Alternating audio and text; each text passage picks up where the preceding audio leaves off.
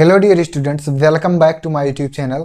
तो आज के वीडियो में हम लोग सीखेंगे बेसिक लेवल मैथ। और बेसिक लेवल मैथ के अंतर्गत आज मैथमेटिक्स के और रीजनिंग के सबसे इम्पॉर्टेंट टॉपिक को हम लोग यहाँ पर सीखने जा रहे हैं, जो कि टॉपिक आपका है कैलेंडर।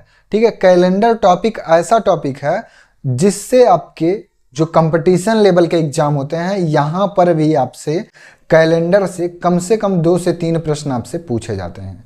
और जो इसका मेन कॉन्सेप्ट है वो चीज़ आपको आज के इस वीडियो में सीखने को मिल जाएगा। और इस वीडियो को देखने के बाद आपको कैलेंडर का कोई और वीडियो देखने की आवश्यकता नहीं पड़ेगी, क्योंकि यहाँ पर आपको सभी चीज़ बहुत ही बारीकी से और इसका जो मेन कॉन्सेप्ट है वो चीज़ आपको यहाँ पर बताया जाएगा। ठीक है, तो चलिए अब वीडियो स्टार्ट करते हैं और सीखते हैं कैलेंडर के बारे में जितनी इन्फॉर्मेशन है सभी इन्फॉर्मेशन को यहाँ पर हम आपको सिखाएंगे।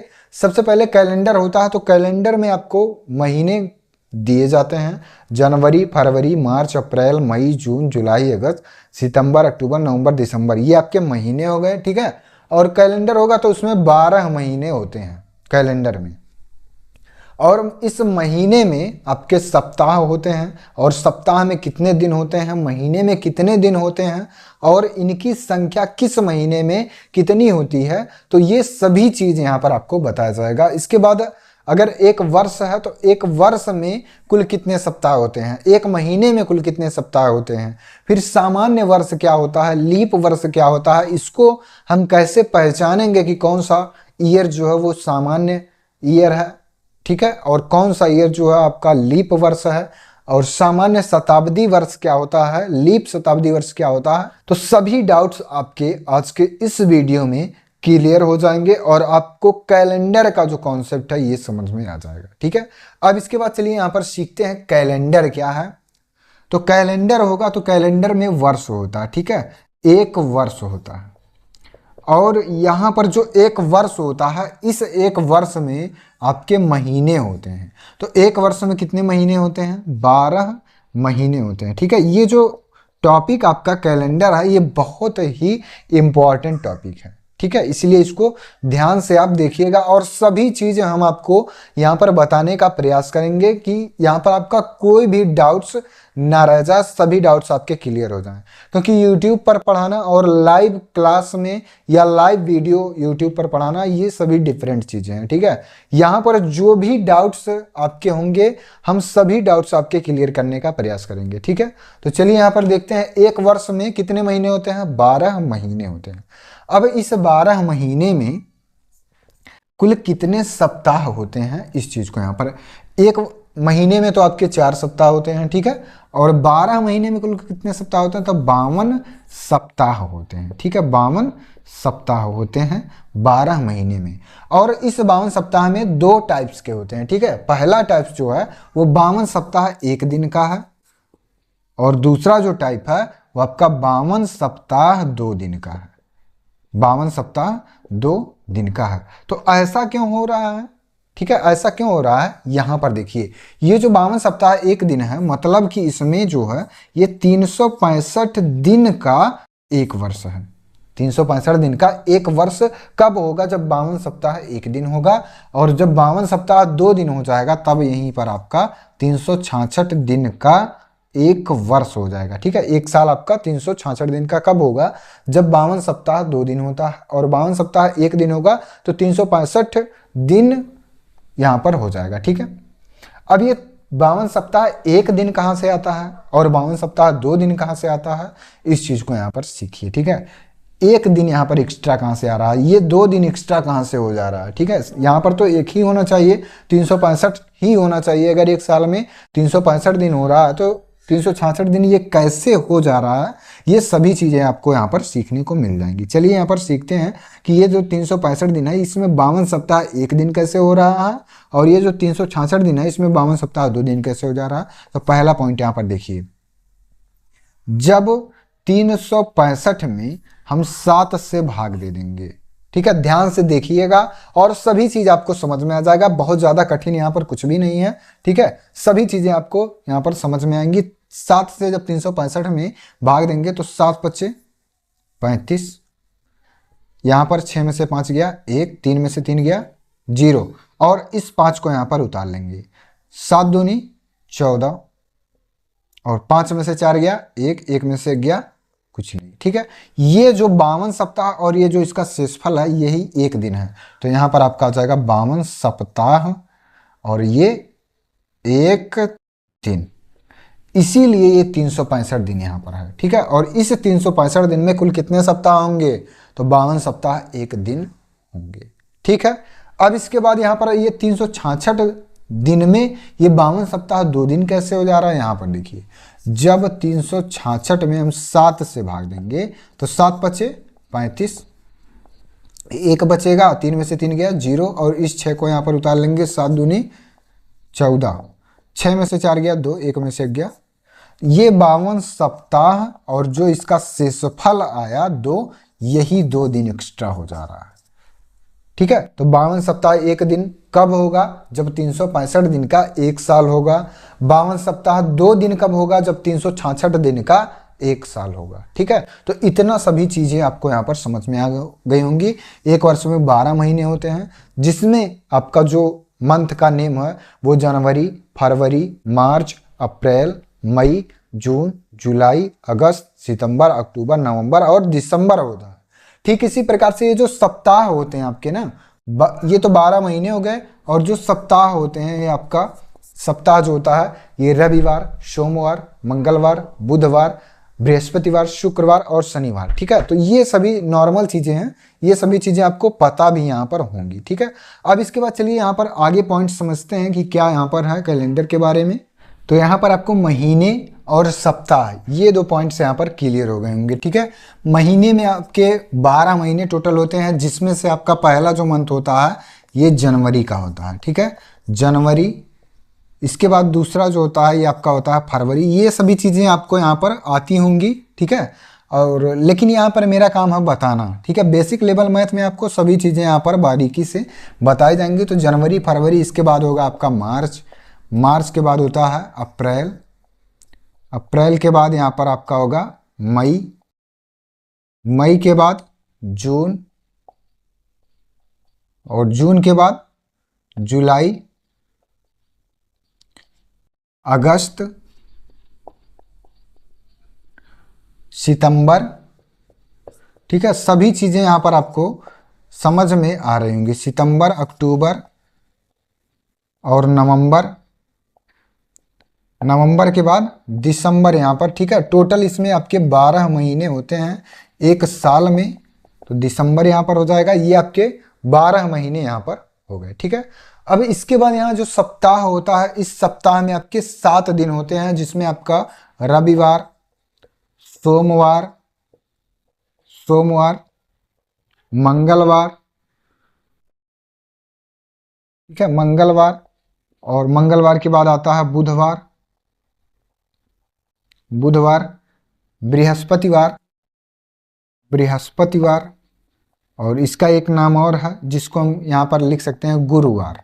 ठीक है, गुरुवार, शुक्रवार और शनिवार। ठीक है, शुक्रवार और शनिवार। तो यहाँ पर आपके टोटल सप्ताह के 7 दिन हो गए, रविवार, सोमवार, मंगलवार और बुधवार, बृहस्पतिवार, जिसको हम गुरुवार भी कहते हैं, शुक्रवार और शनिवार। ठीक है, ये आपके महीने के नाम और ये आपके सप्ताह के नाम यहाँ पर हो गए। अब इसके बाद यहाँ पर जानते हैं कि जो एक वर्ष होता है, सामान्य वर्ष, जो कि आपका होता है 365 दिन का, और लीप वर्ष एक होता है जो आपका 366 दिन का हो जा रहा है।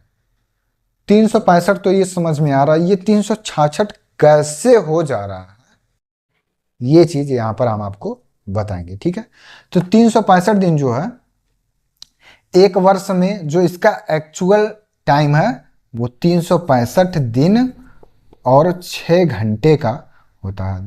365 दिन 6 घंटे बराबर एक वर्ष।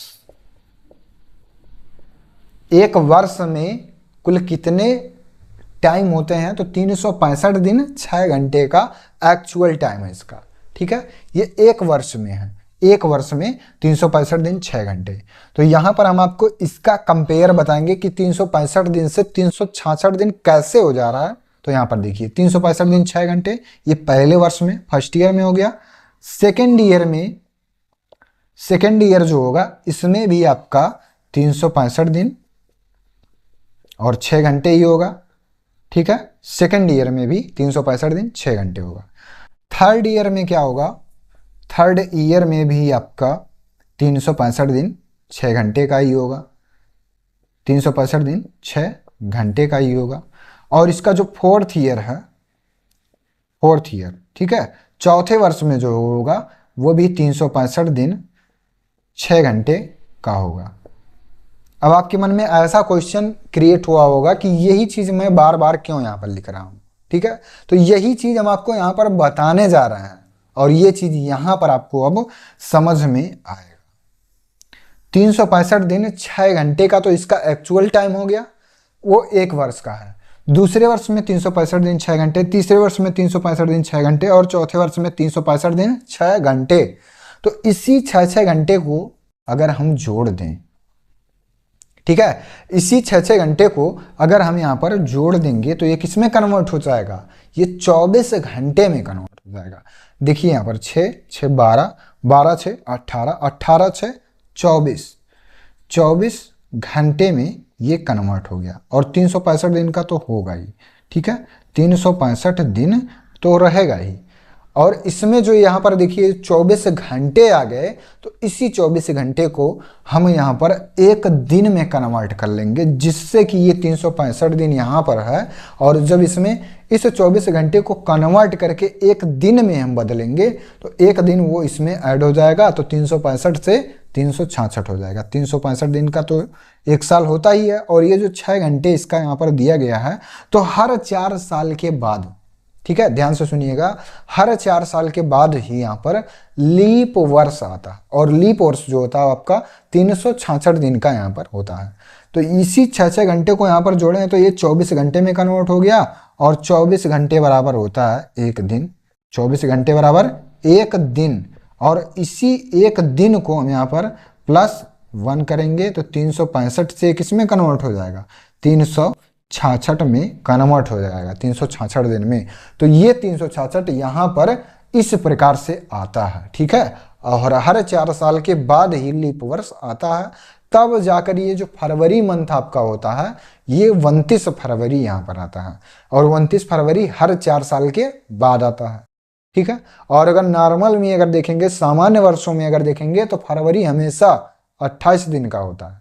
लेकिन जब जिस वर्ष में, ठीक है, जिस वर्ष में फरवरी 29 का होगा वही आपका लीप वर्ष है। और जिस वर्ष में फरवरी 28 दिन का होगा वो आपका सामान्य वर्ष है, ठीक है। तो ये सभी चीजें यहाँ पर आपको समझ में आ गई होंगी कि ये 365 से 366 कैसे हो जा रहा है। तो इस प्रकार से यहाँ पर इसका जो मेन कॉन्सेप्ट है यही है। एक्चुअल टाइम 365 दिन 6 घंटे। तो हर 4 साल के बाद ये 6 6 6 6 4 बार जब इसको जोड़ेंगे तो ये 24 घंटे में, और 24 घंटे बराबर एक दिन होता है। और वो एक दिन यहाँ पर इसमें ऐड होता है, तब लीप वर्ष इस वर्ष को हम यहाँ पर कहते हैं, ठीक है। तो ये सभी चीज़ें यहाँ पर आपको समझ में आ गई होंगी कि यहाँ पर एक महीने में आपके कितने, यहाँ पर जो महीनों के नाम हैं वो कितने होते हैं, तो 12, ठीक है। एक वर्ष में 12 महीने होते हैं। और एक सप्ताह में 7 दिन होते हैं, जिसके नाम इस प्रकार से हैं। सामान्य वर्ष क्या होता है, जिसमें 365 दिन, 52 सप्ताह एक दिन जिसमें होगा वो आपका सामान्य वर्ष होगा। 52 सप्ताह 2 दिन जब होगा तब आपका लीप वर्ष होगा, और वही 366 दिन यहाँ पर होगा, ठीक है। तो इस प्रकार से ये सभी चीजें आपको यहाँ पर समझ में आ गई होंगी। तो महीने, सप्ताह, सामान्य वर्ष और लीप वर्ष क्या होता है, और यहाँ पर ये 365 से 366 दिन कैसे हो जा रहा है, सभी चीजें यहाँ पर आपको समझ में आ गई होंगी। अब यहाँ पर चलिए सीखते हैं कि सामान्य और लीप वर्ष को हम पहचानेंगे कैसे, कि कौन सा सामान्य वर्ष है, जिसको इंग्लिश में ऑर्डिनरी, ठीक है, ऑर्डिनरी वर्ष, ऑर्डिनरी ईयर कहेंगे, ठीक है। या इसको हम कह सकते हैं सिंपल ईयर, सामान्य वर्ष। और जो दूसरा होता है वो आपका होता है लीप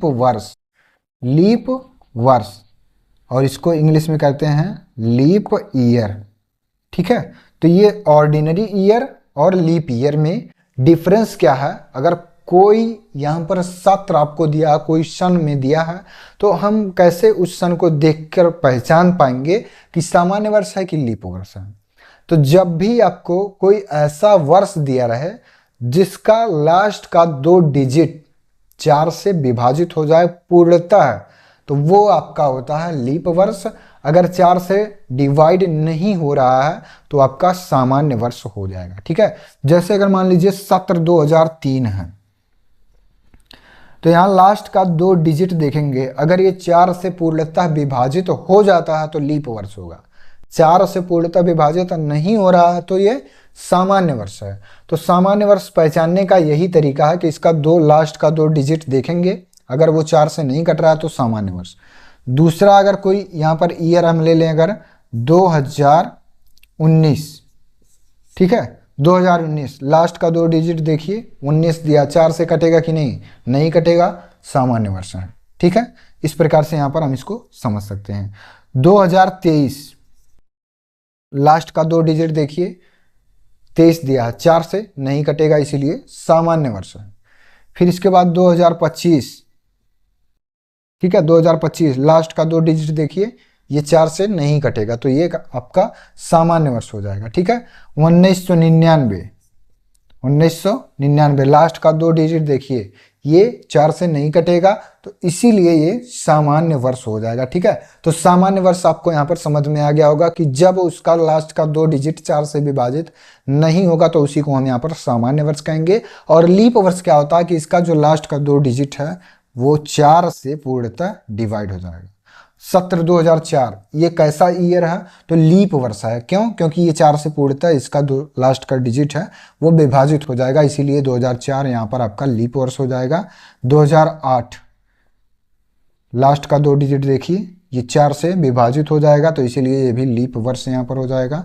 2024 लास्ट का 2 डिजिट देखिए, 4 छक 24, 4 से पूर्णतः विभाजित हो जाएगा, इसीलिए ये लीप वर्ष हो जाएगा यहाँ पर। इसके बाद अगर 2028 ये लास्ट का 2 डिजिट देखिए, 4 सते 28, 4 से विभाजित हो जा रहा है, इसलिए ये लीप वर्ष हो जाएगा। ठीक है, तो ये जो सत्र 2025 चल रहा है ये सामान्य वर्ष है कि लीप वर्ष है? सामान्य वर्ष है, क्योंकि इसका लास्ट का 2 डिजिट जो है ये 4 से पूर्णतः विभाजित नहीं होगा, इसीलिए ये आपका सामान्य वर्ष हो जाएगा। ठीक है, 2012, तो ये जो 12 है ये 4 से यहाँ पर डिवाइड हो जाएगा, तो इसका मतलब ये जो 2012 है ये कैसा है? लीप वर्ष है। और इन सभी ईयर्स में, लीप वर्ष में फरवरी 29 दिन का होगा, और इन सभी सामान्य वर्ष में फरवरी 28 दिन का होगा। और ये जो सामान्य वर्ष होगा यहाँ पर आपका 365 दिन का होगा, और इसमें जितने भी यहाँ पर वर्ष रहेंगे ये सभी 366 दिन के होंगे। तो फरवरी यहाँ पर 28 दिन का होगा और यहाँ पर फरवरी 29 दिन का होगा, तो 1 दिन एक्स्ट्रा यहाँ पर है, तो इसीलिए 366 दिन। और वो 1 दिन एक्स्ट्रा कहाँ से आ रहा है? क्योंकि इसका एक्चुअल टाइम 365 दिन 6 घंटे का है, और हर 4 साल के बाद ही यहाँ पर लीप वर्ष होगा। ठीक है, तो यहाँ पर अगर 2001 लिखा है, 2001 लिखा है, तो 2001 में ये 01 देखेंगे, और इसका लास्ट का 2 डिजिट 4 से विभाजित नहीं होगा, इसीलिए सिंपल ईयर, ऑर्डिनरी ईयर में है। और यही देखिए 2001, 2002, 2003 सभी यहाँ पर क्या होंगे? आपके सामान्य वर्ष होंगे। लेकिन 2003 के जस्ट बाद यहाँ पर देख रहे होंगे कि 2004 जो वो लीप वर्ष के अंतर्गत यहाँ पर आ गया। ठीक है, तो 2001, 2002, 2003 सामान्य वर्ष, और 2004 जैसे ही आएगा तो 1, 2, 3 साल इधर, और जैसे चौथा साल आएगा ये किसमें कन्वर्ट हो जाएगा? लीप वर्ष में कन्वर्ट हो जाएगा। ठीक है, तो सिंपल ईयर ये और लीप वर्ष ये। ठीक है, तो यहाँ पर ये सभी चीजें आपको समझ में आ गई होंगी। अब एक वर्ड यहाँ पर आपको दिख रहा होगा, शताब्दी। शताब्दी का जो इंग्लिश नेम है उसको कहते हैं सेंचुरी, और सेंचुरी का मतलब होता है कि 100 साल। ठीक है, शताब्दी मतलब होता है 100 साल। तो अब यहाँ पर सामान्य शताब्दी वर्ष क्या है और यहाँ पर लीप शताब्दी वर्ष क्या है, इसको चलिए यहाँ पर सीखते हैं। इसके बाद चलिए यहाँ पर सीखते हैं कि सामान्य शताब्दी वर्ष और लीप शताब्दी वर्ष क्या होता है। ठीक है, इसको इंग्लिश में कहते हैं सिंपल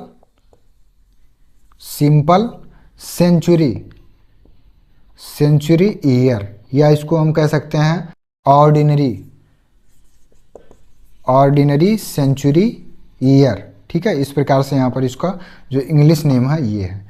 तो ऑर्डिनरी सेंचुरी ईयर या सिंपल सेंचुरी ईयर एक ही चीज़ है और इसका हिंदी नाम है सामान्य शताब्दी वर्ष। तो जैसे सामान्य वर्ष होता है, ठीक है, ये सामान्य वर्ष जो होता है सेम वैसे ही आपका सामान्य शताब्दी वर्ष होता है। ठीक है, तो सामान्य वर्ष हम कैसे पहचानते थे, जब 4 से पूर्णतः विभाजित नहीं होता था। सेम ऐसे ही सामान्य शताब्दी वर्ष को जब हम यहाँ पर चेक करना होगा, तो जैसे यहाँ पर आपका सामान्य वर्ष में हम इस चीज को फाइंड करते थे 4 से उसमें भाग देकर, तो सामान्य शताब्दी वर्ष में हम 400 से भाग देंगे। जब 400 से भाग देंगे और वह पूर्णतः नहीं विभाजित होगा तो सामान्य शताब्दी वर्ष हो जाएगा। तो 100 क्या है, इसमें अगर 400 से भाग देंगे तो विभाजित ही नहीं होगा, इसीलिए सामान्य शताब्दी वर्ष। 200 क्या है, 200 भी सामान्य शताब्दी वर्ष है। 300 ये सामान्य शताब्दी वर्ष, लेकिन 400 जैसे ही आएगा वो लीप शताब्दी वर्ष में बदल जाएगा। ठीक है, इसका इंग्लिश नाम leap century year, leap century year. और 400 जैसे ही आएगा लीप शताब्दी वर्ष के अंतर्गत यहाँ पर आ जाएगा। ठीक है, और अब इसके बाद यहाँ पर अगर हम आपसे पूछें सन 1900, सन 1900 कैसा है, अगर इसमें 400 से भाग देंगे तो ये पूर्णतः विभाजित तो होगा ही नहीं, इसीलिए ये कैसा है, तो सामान्य शताब्दी वर्ष। इसके बाद अगर यहाँ पर 800 क्या है, ये लीप शताब्दी वर्ष है। 1200 सन 1200 जो है ये कैसा है, ये भी लीप शताब्दी वर्ष है। ठीक है, तो इसी प्रकार से यहाँ पर हम बता सकते हैं। 2400 2024 जो है ये कैसा है, तो लीप शताब्दी वर्ष है। और यहाँ पर अगर 1300 जो है ये कैसा है, तो 400 से विभाजित नहीं होगा, इसीलिए सामान्य शताब्दी वर्ष है। और यहाँ पर ये सभी 400 से विभाजित हो जाएगा, इसीलिए लीप शताब्दी वर्ष है। ठीक है, तो यहाँ पर 400 से हमको भाग देकर चेक करना है। अगर 400 से भाग देने के उपरांत यहाँ पर विभाजित नहीं हो रहा है तो सामान्य शताब्दी वर्ष है। अगर 400 से भाग देने के बाद यहाँ पर पूर्णतः विभाजित हो जा रहा है तो लीप शताब्दी वर्ष हो जाएगा। ठीक है, तो ये दोनों पॉइंट्स भी यहाँ पर आपको समझ में आ गए होंगे। और जो कैलेंडर का कॉन्सेप्ट है, ये सभी चीज़ें जितनी भी यहाँ पर आपको बताई गई हैं, उम्मीद है कि सभी चीज़ें आपको यहाँ पर आसानी से समझ में भी आ गई होंगी। अगर कोई भी डाउट आपको रहता है इस कैलेंडर टॉपिक में तो आप कमेंट करके ज़रूर हमसे पूछ सकते हैं। ठीक है, तो वीडियो अगर पसंद आया हो तो वीडियो पर लाइक करें, और अगर हमारे चैनल पर आप नए हैं तो इसी प्रकार के इन्फॉर्मेटिव वीडियो देखने के लिए आप हमारे चैनल को सब्सक्राइब भी जरूर करें, और इस वीडियो को अपने दोस्तों के पास भी शेयर जरूर करें, जिससे कि सभी स्टूडेंट्स को कैलेंडर का जो कॉन्सेप्ट है वो यहाँ पर समझ में आए। ठीक है, तो यहाँ पर सभी दोस्तों के पास अपने शेयर करिए। धन्यवाद।